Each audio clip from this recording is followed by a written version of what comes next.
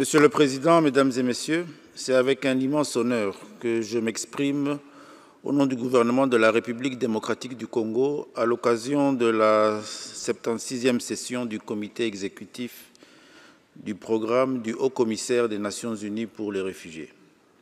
Cette réunion me permet de saluer le courage et la résilience de plusieurs milliers de personnes contraintes de quitter leur pays ou leur lieu de résidence dans des conditions difficiles.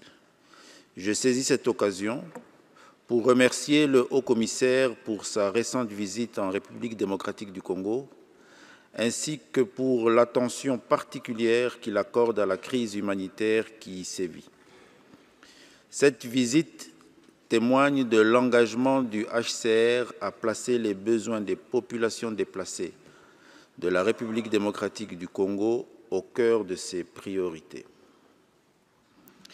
Cette occasion m'offre également l'opportunité de rendre hommage aux efforts inlassables déployés par le HCR dans un contexte particulièrement complexe afin d'apporter une réponse aux défis liés à la protection internationale et à l'assistance des personnes déplacées de force et apatrides.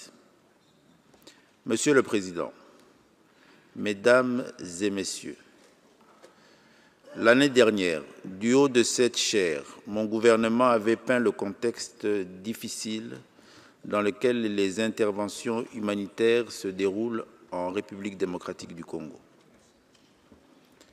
Malheureusement, à ce jour, cette situation est loin de s'améliorer au regard de la crise multiforme et diversifiée à laquelle l'Est de mon pays principalement est confronté.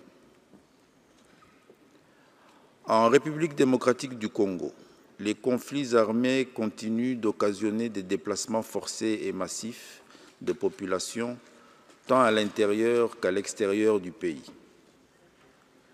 Selon les statistiques, au 31 août 2025, la République démocratique du Congo héberge 512 680 réfugiés. À ce chiffre s'ajoutent 5 780 000 personnes déplacées internes et 1 224 551 réfugiés congolais qui ont trouvé asile dans les pays voisins et ailleurs en Afrique. Il convient de relever que la crise au Soudan du Sud et dans une partie de la République centrafricaine vient d'ajouter sur le territoire de mon pays respectivement environ 33 000 et 55 000 nouveaux réfugiés, soit un total de 88 000 nouveaux réfugiés. Le gouvernement de mon pays et le HCR doivent faire face aux besoins de ces nouveaux réfugiés avec peu de ressources financières. Par ailleurs, mon gouvernement s'est résolument engagé à explorer, en collaboration avec les pays d'origine des réfugiés, les voies et moyens pour rechercher les solutions durables en faveur des 10 réfugiés qui manifestent la volonté de retourner dans leur pays. En revanche, la République démocratique du Congo s'est investie dans la recherche de la paix dans l'est de notre pays. C'est ce qui explique la signature de l'accord de paix le 27 juin 2025 à Washington entre la République démocratique du Congo et le Rwanda, et la poursuite du processus de paix à Doha entre le gouvernement de la République démocratique du Congo et le mouvement rebelle AFC M23.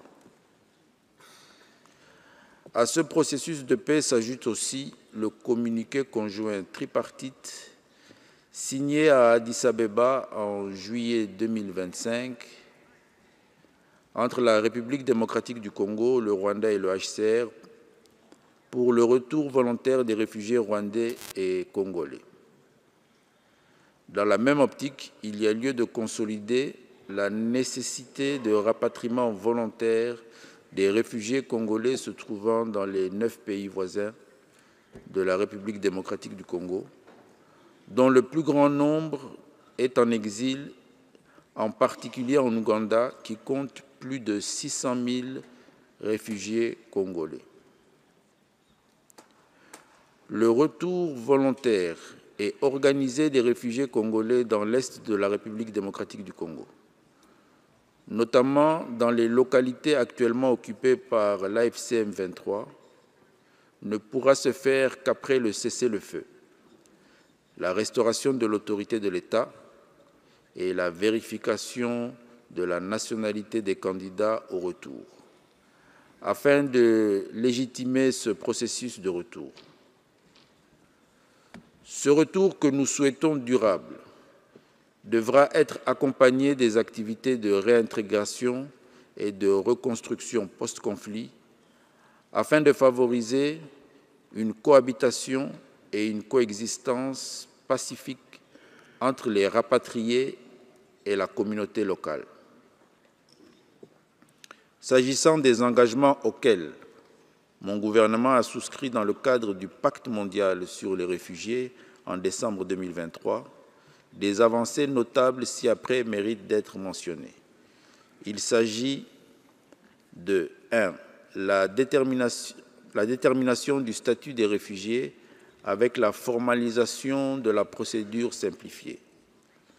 Le soutien à la plateforme d'appui liée à la solution de la crise centrafricaine avec le rapatriement volontaire de plus de 3 500 réfugiés centrafricains sur un chiffre de planification de 5 000 au cours de cette année.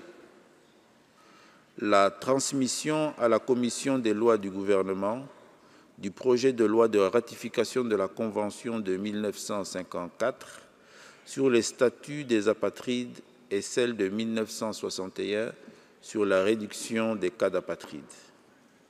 La soumission à l'Assemblée nationale de la proposition de loi portant révision de la loi de 2016 portant Code de la famille. L'inclusion des personnes déplacées de force et apatrides dans le plan national stratégique pour le développement et dans l'ordonnance-loi portant Code du numérique. Et enfin, la mise en œuvre de la feuille de route avec une task force pour le suivi des progrès.